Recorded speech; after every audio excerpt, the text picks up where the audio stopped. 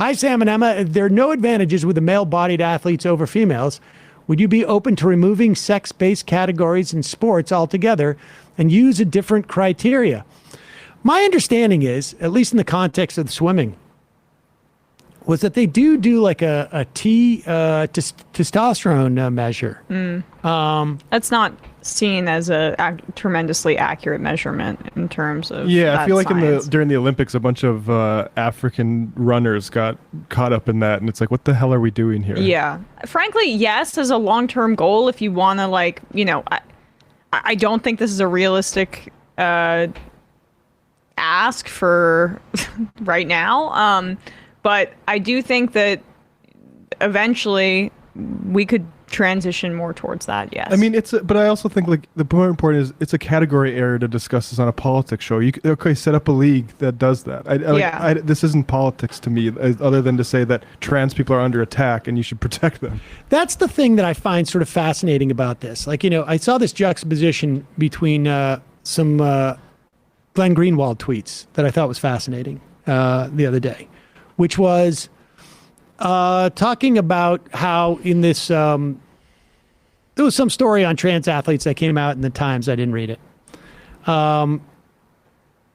Because this is the amount of ink dedicated to this issue in proportion to the impact it has on society is astonishing. Yeah. And the fact of the matter is, look, I have no doubt that the medical profession has yet to figure out exactly what is the appropriate treatment at any given time for people, I don't know, for adults maybe, I don't know, or for children in the context of the issue of being transgender. Because I don't think they've figured it out in the context of a lot of things. I mean, I personally, I have some real questions about the amount of medication that children are given for a whole host of things. Yes. But I am not a doctor. I am not a psychiatrist.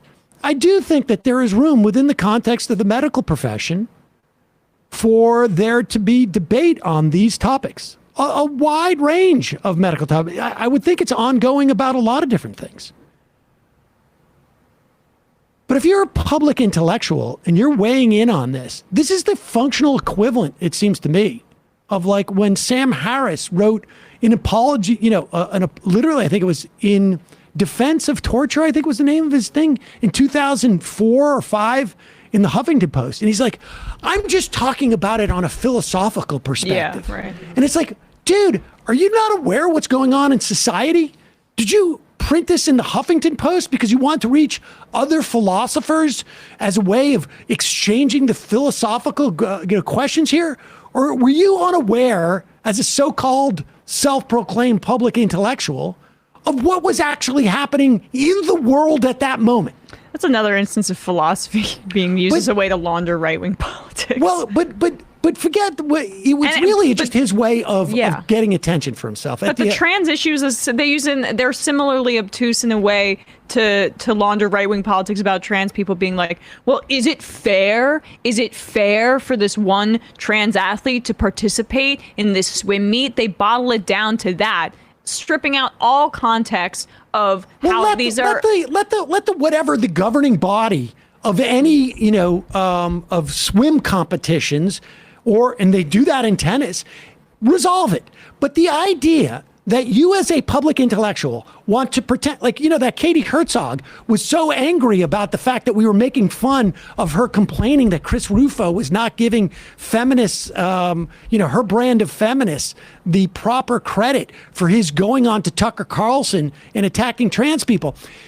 Came back at me with are you aware of what's happening in European countries regarding, a hormone therapy treatment? I'm like, how freaking pretend obtuse or just so deluded are you in your own world that you as a so-called public intellectual on Twitter are arguing about the medical decisions that various countries are making as if this is a completely divorced from what is ongoing in this country, the demonization of trans people for political for the political agenda of the right wing in this country. I mean, you have to be out of your mind. And here's the way. And the point is that the juxtaposition between what Greenwald wrote and these two tweets. One was his complaint that Martina Navratilova, whatever her name is being, that there was some unnamed organization, some unnamed gay rights organization was asking the Times not to quote her in this story because of her position on this. Okay. Organizations do this all the time. Glenn Greenwald is perfectly aware, having been a reporter, that you get lobbied all the time when you're doing a story by different interest groups. And it was like, look at what society is doing to this individual, to Martina. She's being canceled in some way. Of course, she's not being canceled. So the idea is, it's perfectly fine for this agenda to be out there that is being used both for conservative electoral advantage with the either byproduct or direct or not byproduct of demonizing trans people and everything that goes along with that in terms of like suicides and beatings and discrimination and suffering, broad suffering.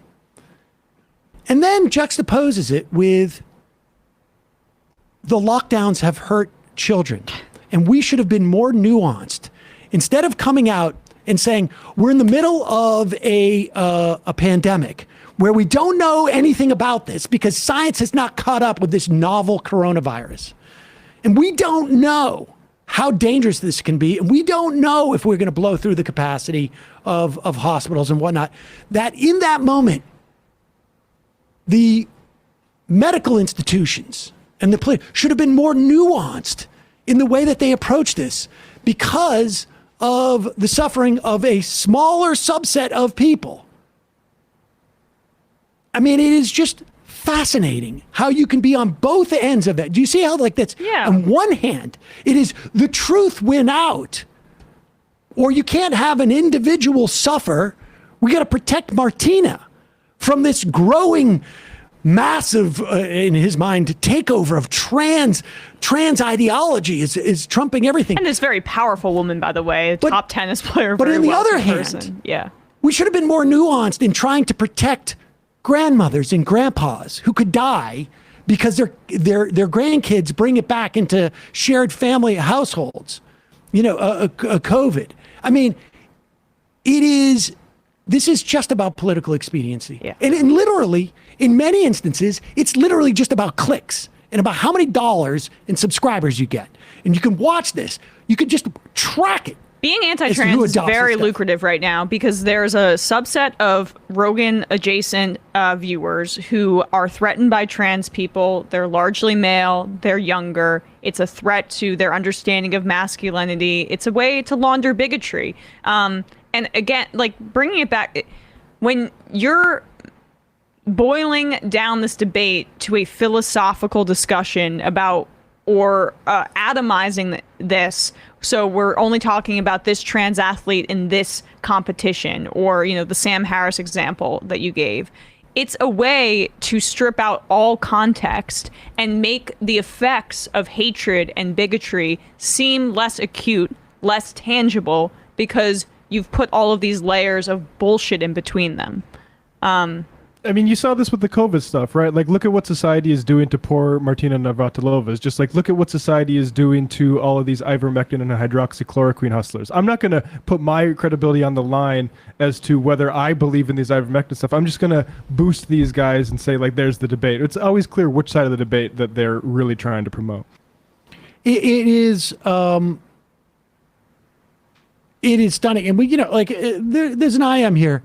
When you talked about how there is disproportionate importance given to transgenders in athletes as an issue, did you forget about how irrational voters usually are anyways? The issue is resonating with the wider public, including the left. Just saying it's irrelevant is no way to challenge. No, you're missing what I'm saying. I get that you can demagogue on this issue. I get that. It's obvious, of course.